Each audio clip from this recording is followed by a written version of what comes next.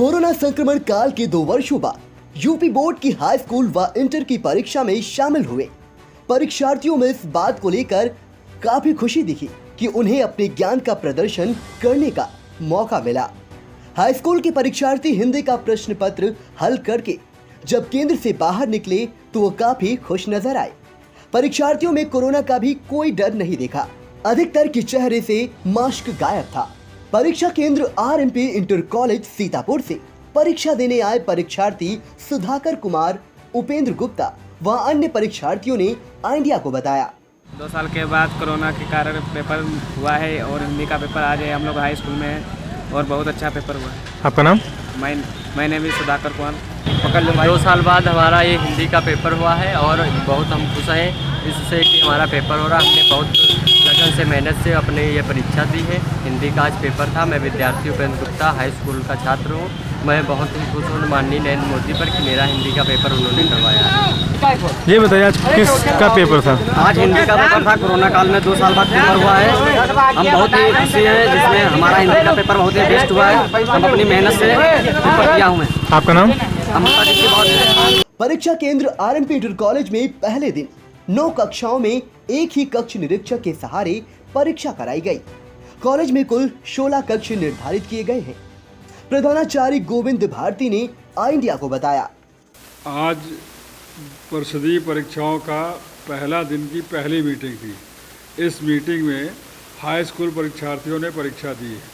हमारे college RMP inter college में total strength जो हमारे यहाँ बच्चों को भेजा गया है 412 की स्ट्रेंथ है, जिसमें 8 कॉलेज के छात्र हैं।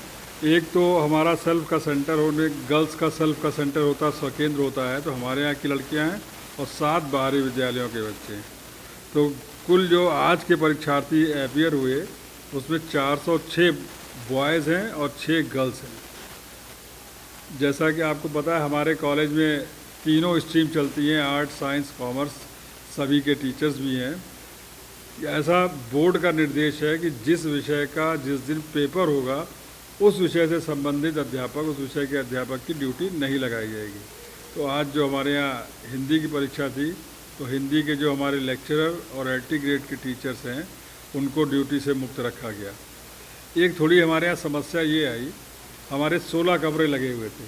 16 कमरे में हर कमरे में 2 टीचर्स ड्यूटी करते हैं। इस तरह से हमें 32 लोगों की रिक्वायरमेंट थी इन्विजिलेटर्स के रूप में। 3 टीचर्स हमारे परीक्षा का कार्य देखते हैं और 3 लोग सचल दल में रहते हैं जो रेगुलर मूव करके सर्चिंग का काम करते रहते हैं। तो जो टीचर्स बाहर से आने थे उनमें टीचर्स बहुत कम आ पाए। कुछ ऐसी व्यवस्था रही कि क्या रीज़न रहा, हर बार तो बेसिक से शिक्षक आ जाते थे और अच्छी संख्या में आराम से काम चलता था। लेकिन आज जो हमारे 16 कमरे हैं उनमें से 9 कमरों में हमें सिंगल टीचर से परीक्षा करानी पड़ी। जैसा कि बोर्ड का निर्देश है कि किसी कमरे में सिंगल टीचर नहीं रहेगा, डबल टीचर ड्यूटी करते हैं। लेकिन शिक्षकों की कमी होने के कारण हमने सिंगल टीचर से आज की परीक्षा संपन्न कराई। अभी कुछ टीचर 3-4 टीचर बेसिक के आए हैं जिनको आज रिलीव किया गया होगा, तो शायद हमें लगता है जो ये कमी रही सिंगल टीचर वाली आगे के पेपर्स में ये सुधर जाएगी। सभी कमरों में हमारे यहाँ सीसीटीवी लगे हैं, सब रनिंग हैं और सीसीटीवीज़ भी 2 लगे हुए हैं। आगे का व्यू भी मिलता है, पीछे का व्यू भी मिलता है। और मैं लगातार यहाँ से बैठ के उसकी मॉनिटरिंग करता रहता हूँ कि इन्विजिलेटर्स एक्टिव हैं, टहल रहे हैं, सो तो नहीं रहे हैं, इस तरह से। तो जितना पॉसिबल है सब किया जा रहा है। 24 आवर्स का रनिंग वाटर है, ताज़ा पानी आता था, मोटर लगा हुआ है। हमारे यहाँ जनरेटर की भी व्यवस्था है। हालांकि लाइट तो आई थी, जनरेटर की ज़रूरत नहीं पड़ी, लेकिन हम हर तरह से तैयार हैं। परीक्षा को सुचारू रूप से शुचितापूर्ण संपन्न कराने के लिए सारे प्रयास किए गए और बहुत अच्छे ढंग से परीक्षा संपन्न हुई। कोविड के बाद पहली बार परीक्षा हो रही है, कोविड को लेकर क्या? कोविड को लेके हमारा हेल्प डेस्क एक बनाई गई है जिसमें हमने सैनिटाइज़र रख दिया है और बच्चों को निर्देशित करा गया है लगातार कि वो मास्क का प्रयोग करें।